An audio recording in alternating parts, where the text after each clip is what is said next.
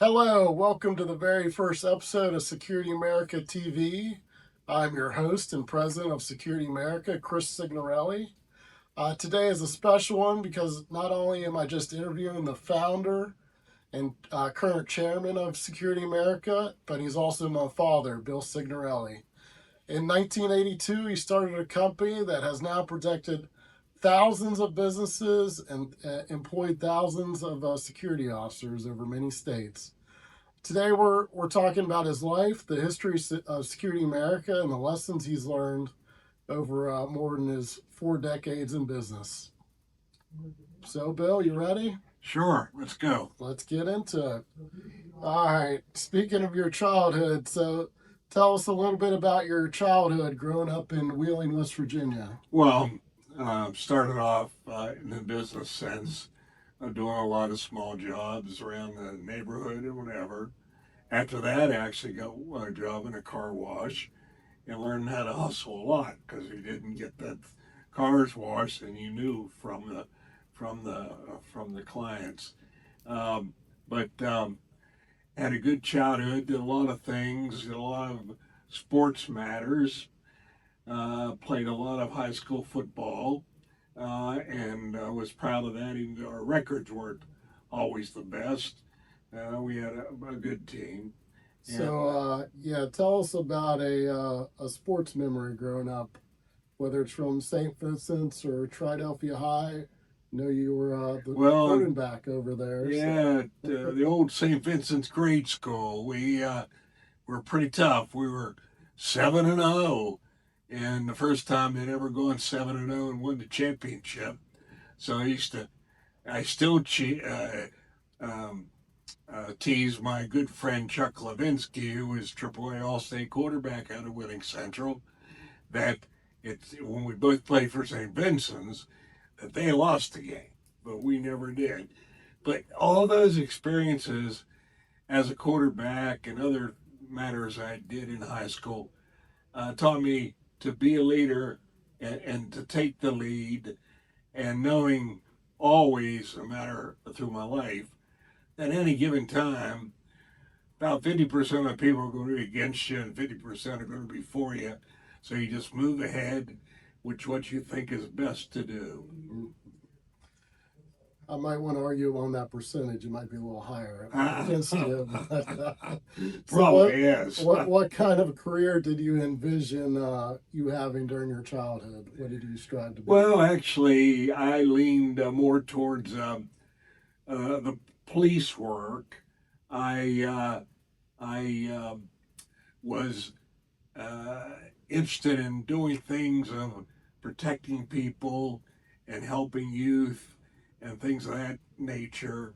Of course, playing Little League, I thought that was a good thing, and we've sponsored Little League for many years now. It seemed at Security America, and so a lot of those things all played into my final development. But what was the rest of that question? What sort of career you were looking at when you were a child? And that's true.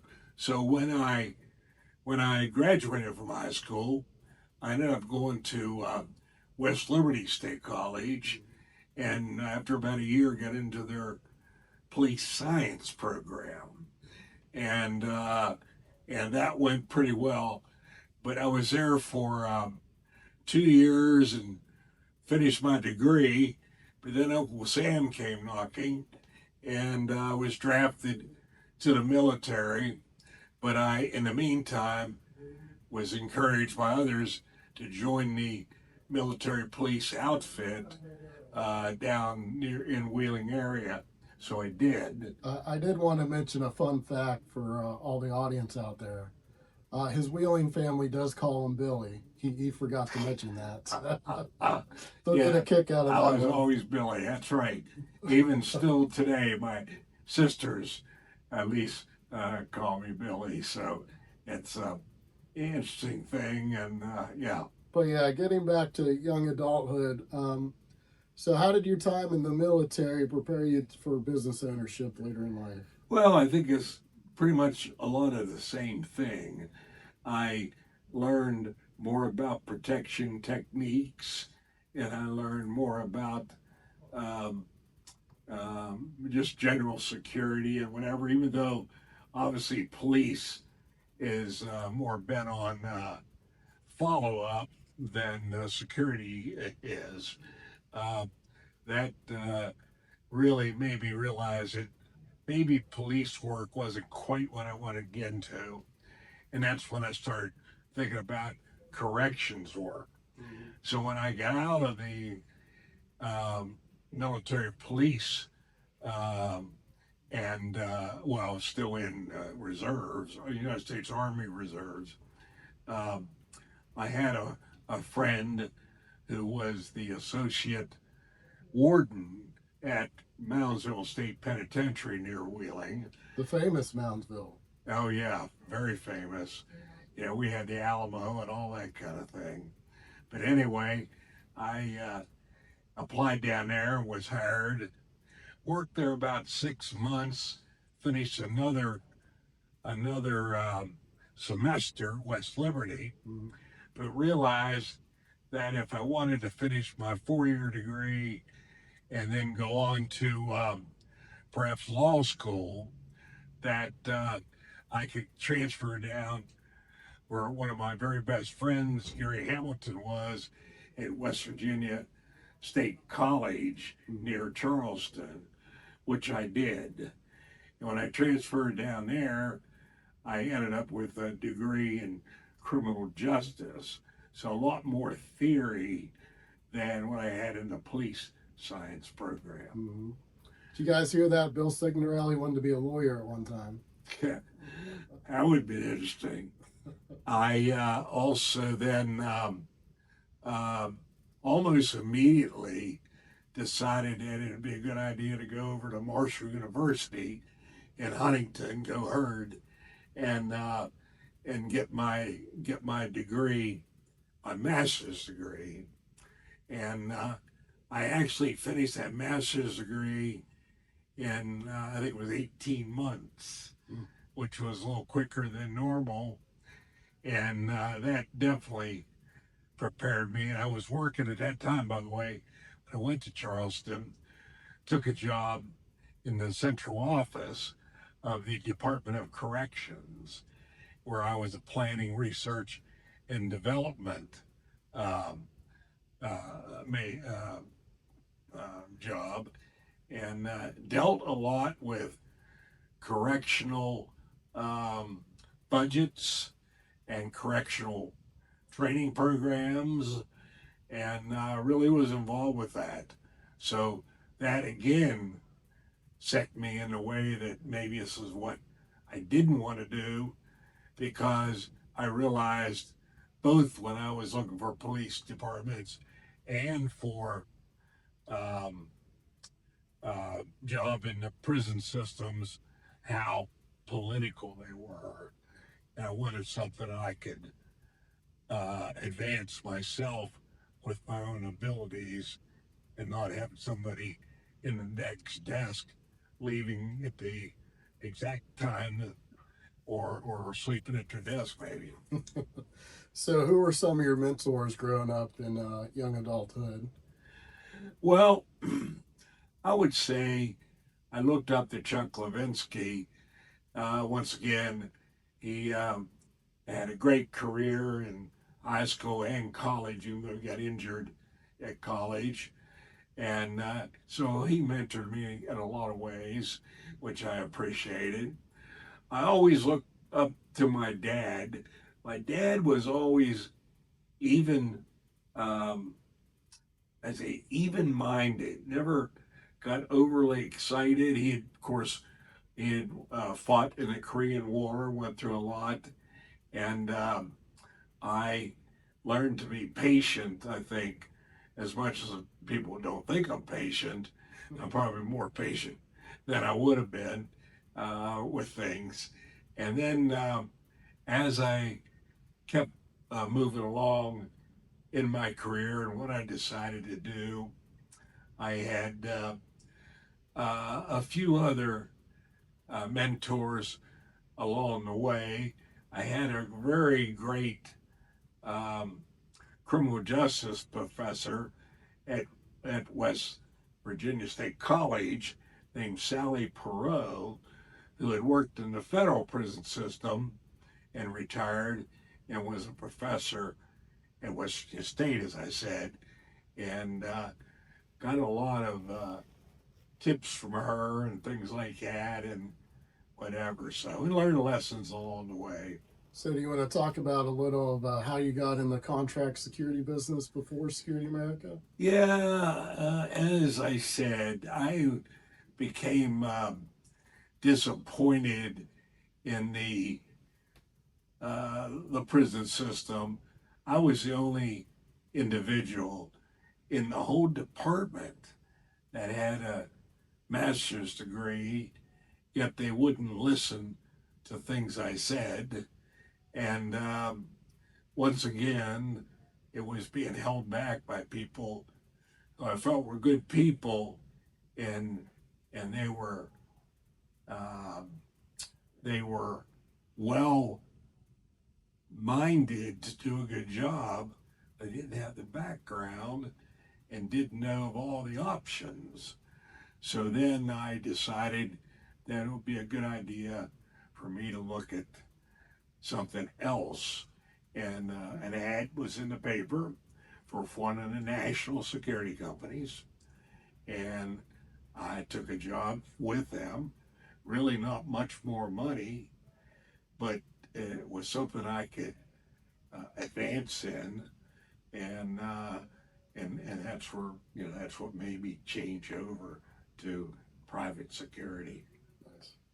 So start talking about Security America. So, what inspired you to start Security America in 1982, and how did you come up with the name? Well, all of that's an interesting journey too. With my previous national security company, I became disenchanted a little bit with them, knowing that a lot of their other branch managers, and I was a branch manager, a district manager, that I sold uh, more business than most of them, and yet I had no real background. I just knew to go out and talk to people and tell them what we had to offer, and made sure that we did the job right for them, which we did. So then I thought to myself, after about, I don't know, 4 or 5 years with the national company, I saw that I could do this myself, and I had a lot of programs that I wanted to institute. So so it wasn't but 4 or 5 years that I decided to start my own company. Yeah. So, recognizing employees, things Oh of yes, that nature. yeah, recognizing employees, making sure they had the proper uniforms, um, just a number of things along that line that we do now, um, still within a company, getting more publicity for the employees, always focusing on the quality of the employee and giving that employee recognition that they deserve because they were carrying your company. You know, they were the ones that made your company profitable and whatever you had instituted initially, but they had to carry it out because you couldn't be up there every day with them. Yeah, You know, exactly. Did you ever envision the company you started lasting 40 plus years? never even gave it any thought. I mean, I just knew that um, we kept growing and that was good. And then of course had two sons, you and Anthony, and thought, well, maybe they would be interested in taking some over. So didn't really know for sure, 50 years or more, or whatever, almost now. Um, but And but can you go back to how Security America, how you came up with that name? well, I had at that time a cousin of my first wife, and he was a background in like artistic designs and stuff. And we started sketching out some different pictures, and we ended up with using an eagle, and then that sort of led to um, the name America. And then I thought, and I wasn't keep in mind, I wasn't a major in marketing or anything, but I thought we ought to use the word security first, because when you're looking it up in the yellow pages or something like that at the time, you wanted, I think a lot of companies missed the boat on some of that. So we came up with Security America. And at first we had the eagle head facing as the post office did. And we decided that's probably be rejected by Washington D.C. when they did the what do they call it, the copyright or whatever it is. So we put it in, we got it approved. We had one company bring up some questions about it, but it was overruled. So we moved ahead. And I liked the idea of staying with the blue and the dark blue and the gray. Uniforms were a little bit different what we use now, but over the years, the suppliers changed. And when they changed, we had to adjust accordingly. Well, I am a marketing major, and I want to say that's a really good name you selected back then. Yeah, and just to add to that, when I was a member of the original National Security Alliance, some of them wanted to have me run the overall company from around the country, but adopt the name. But once again, I just wasn't interested in that. Yeah. I knew that I was doing well enough that I didn't need to do that. So, yeah, how did you get your very first client with Security America? Well, the very first client actually was Texas International Petroleum up at the Nitro Chemical area, and that was a client of ours under my previous company. And I had an agreement that I would not go pursue, and I didn't.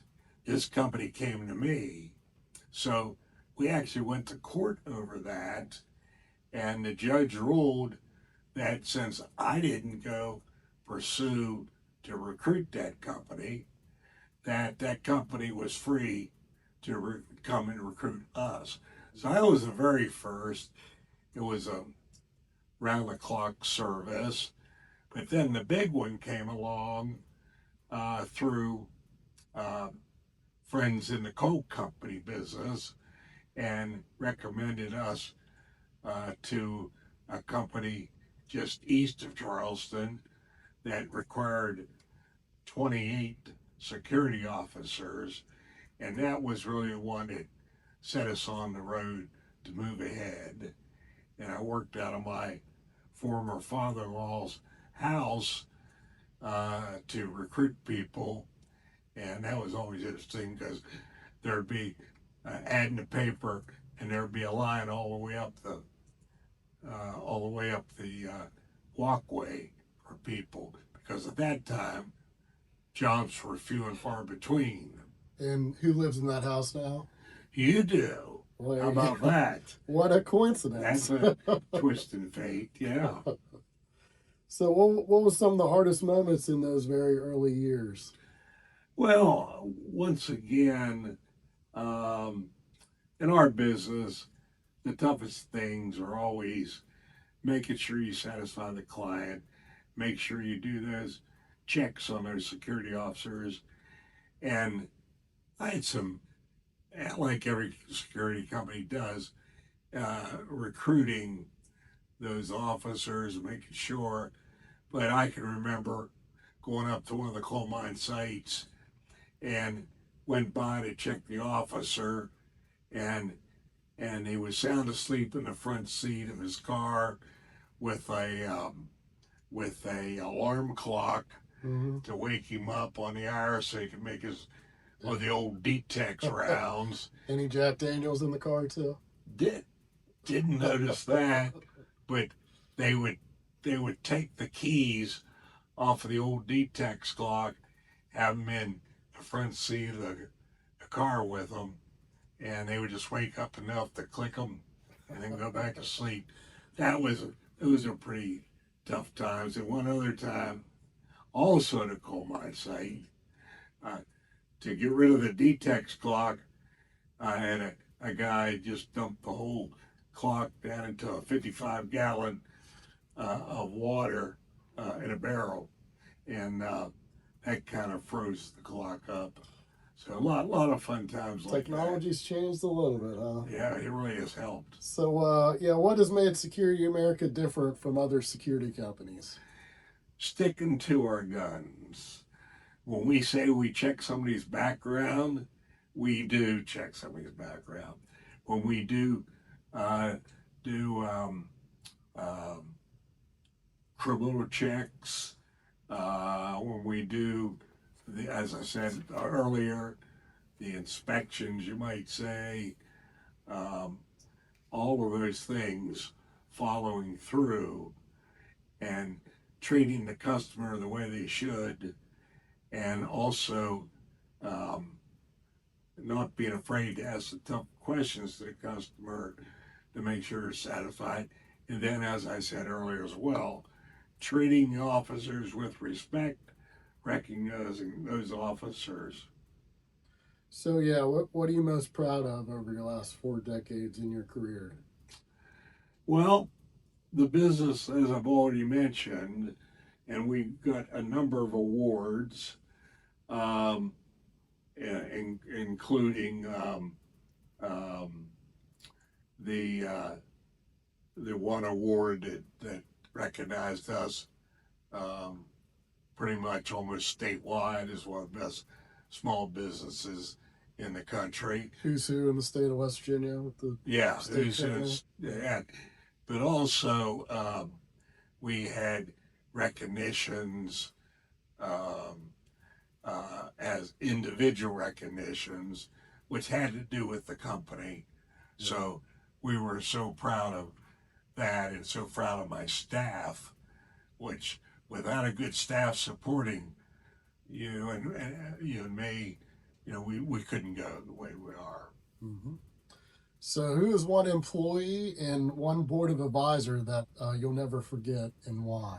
I'd say one employee would have to be Renee Schaefer, but there's a number of them.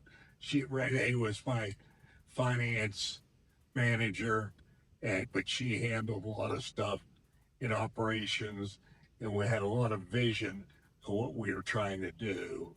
Um, as far as one, I had a great board of advisors, Mm-hmm. and they included Barry Ogren and Charlie Counts and Jim Sturgeon and Dick Williams and all of those who did a great. They were really frank with me and told me what I needed to do or what I shouldn't be doing, Mm-hmm. and I took their recommendations to heart, and so I was never afraid to be criticized as long as the critical input um, was constructive. Yeah, I remember some of those meetings. You definitely had to. You definitely had to earn their respect. That's for sure. But how do you earn employees and clients' trust? Well, I think the one thing that underlies it all is to be honest with them. Mm-hmm. And if you did something that caused a problem, then you go in, accept that matter, and make sure you follow up with what you say you're going to do, and sometimes, often, even in writing, so they knew that you took care of that problem on Thursday and it's implemented. So, What's one of the toughest decisions you've ever made as a business owner? well, I had a great consultant that I didn't mention. He was more of a consultant than board of advisors, named David Heller. Oh, yeah. And David had worked in a key office, corporate office, for the Pinkerton Company in New York. And when he retired, he went out and started to advise small companies like myself. And he became more just for Security America as time went by. And one year, we simply weren't doing that well. We had problems in West Virginia um, that companies didn't have the money to pay as well as we would like, and we were losing people, even though we kept our service level up through efforts from the staff. Um, so we ended up going to every company, and this was a risk, and we raised every company payment wise to us, our pricing by, I think it was close to 20%. And that was significant. We thought that we would probably lose about 10 to 20% of those companies. Turned out we didn't lose any of them. And I was just, for tickled to death, you might say, but also very pleased. And most of them came back to me and they said, "You do a better job than anybody, and we want to keep you." And that was a good thing to hear, obviously. Oh, yeah. So, what makes a great security officer? If you got any advice out there for the people in the field? Well, as security officers, once again, some of the things I've already said: be honest with the client, give proper feedback to the staff, the field management people, so they understand what's going on, and treat your own officers, your compadres, and your supervisor. Treat them with respect at all times. And if you have a problem, I wouldn't say you're ratting on them, but you need to let the supervisor know that you have a problem with an officer or two, so we can address it either with retraining or whatever steps are necessary. But always treat each other with respect and be professional at all times. Act and be professional. So, yeah, I know you're highly involved with the community, both personally and professionally. So, name some of the community organizations that you were a part of over your years. Well, probably the biggest is the Charleston Chamber of Commerce, now called the Charleston Area Alliance. As a matter of fact, me and two other people were the main reasons why we got small business behind that move, and that's turned out to be a very good experience. Even though you got to be careful with some of the organizations taking too much of your time. ASIS, I think it's now called ASIS, National Security or something. They changed their name a little bit, but I was the chairman, I think, 6 or 7 different times, maybe. We didn't have, at times we had 25, 30 people in our small West Virginia area and very active. Um, so I was very glad to be the head of that professional organization and made a lot of relations. Also, I was and probably still am maybe a member of the American Management Association, and I went away for every 3 months for more than a year and got my um, certificate of all type of management. It almost um, uh, was, what can I say, quite like getting a degree in management from a university, even though you didn't have as long of a term, but it was a very good program to be in. Um, and there were others. Involvement with the Little League. I've always enjoyed that, even though Christopher and Anthony will tell you we didn't win many games. We do now, though. We have some Yeah, great Little League teams. sponsor for going on 34 years, I Yeah, believe. yeah, we enjoyed that. So there's some other things of all that nature that I was involved with.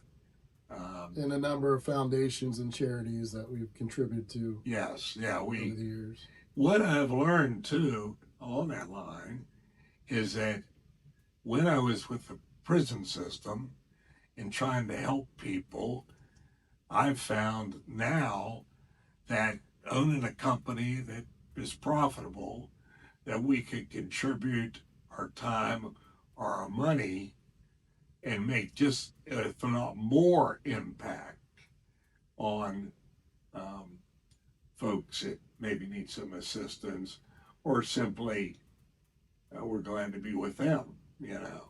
So, So yeah, let's talk about being a family business. So what is it meant to build a family business? well, it's turned out to be wonderful to have you take over as president and both you and my son Anthony working along the way in the company, everything from folding clothes to now managing the entire company. So Anthony went up to the real estate side, but you have become quite a remarkable president for the company, and I'm very happy, of course, about that. So what has it been like watching me lead the company into the next chapter? Well, again, it's been wonderful, and I got a real kick out of the fact that we had Luca uh, hold a sign up at school as a career Security America, a little sign in front of him with a Security America hat on. So who knows? He might be the third generation, depending what happens as we go along. There you go. Good answer. So what's one lesson that you've tried to pass along to the next generation? Well, I think it pretty much I've covered a lot of that. Is you just have to take care of your people. They're the ones that make the company. And as I said, either here in the staff or out in the field, they're the ones that carry out what needs to be done as time goes by, and and taking care, as I said before, Yeah. taking care of the clients in so many ways. So yeah, getting into reflections and future. You might have mentioned some of this before, but what accomplishments are you the most proud of, whether it's you personally or your business? Well, I'm proud of in the Chamber of Commerce being the head of the Expect the Best for West Virginia program and winning that award as a company ourselves. I'm proud. Uh, we had a 20-year reunion or 20-year program at the Embassy Suites that was well attended by a number of our clients, and that was a wonderful time. My dad as well got to attend it, and my stepmother. So that was very nice that I was able to do that, or we was able to do that. There's so many things along the way that, of course, I was proud to be able to finish my master's degree, but once again, more proud of the mentors that helped me along the way. So glad about that. So, how many security officer companies do you think you've outlived in your 44 years in the business? Oh my, there have probably been hundreds, and so many companies have been bought out. And I always tell when they say, well, so and so's been bought out by this company or that company, and most of my experience has been they buy them out because they think if they get bigger, they can become more profitable, percentage wise at least. And that's usually not the case. There have been some successes, but a lot of successes there haven't been.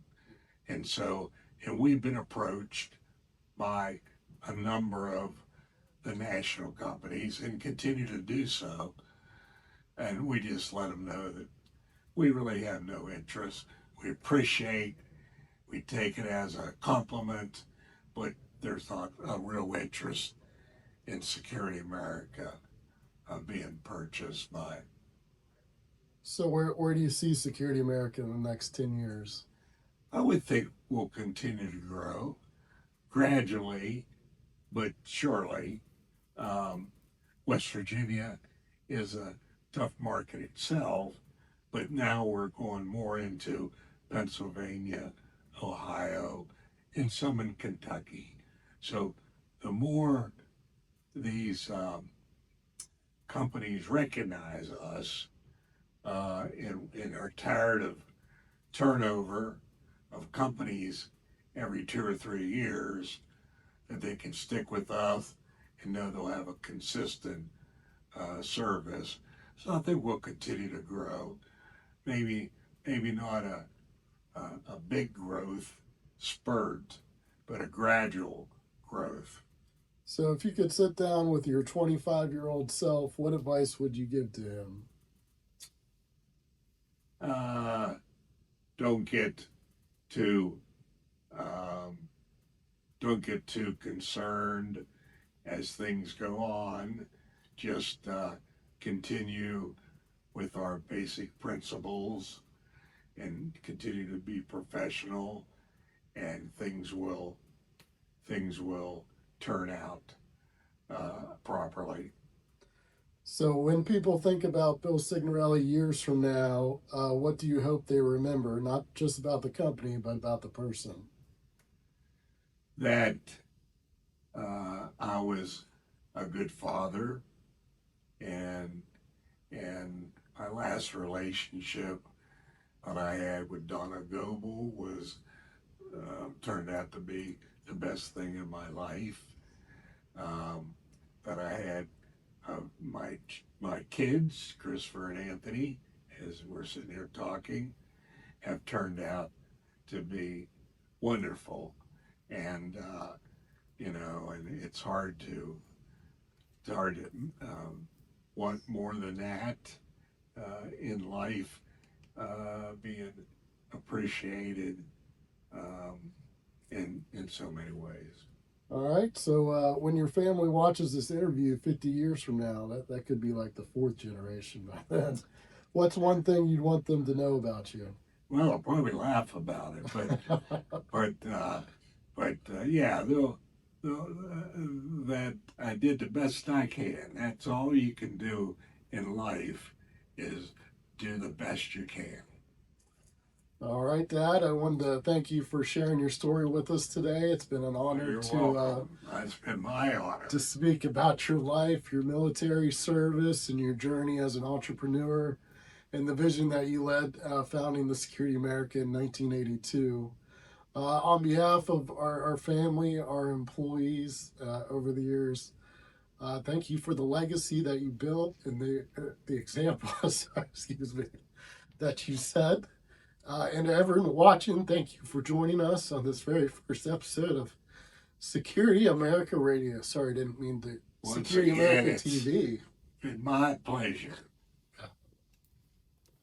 If you enjoyed this conversation, be sure to like, subscribe, and follow us on YouTube and all of our social medias as we continue sharing stories of people who have helped shape Security America and for safety and security tips. Until next time, stay protected or call Security America. Thank you for watching.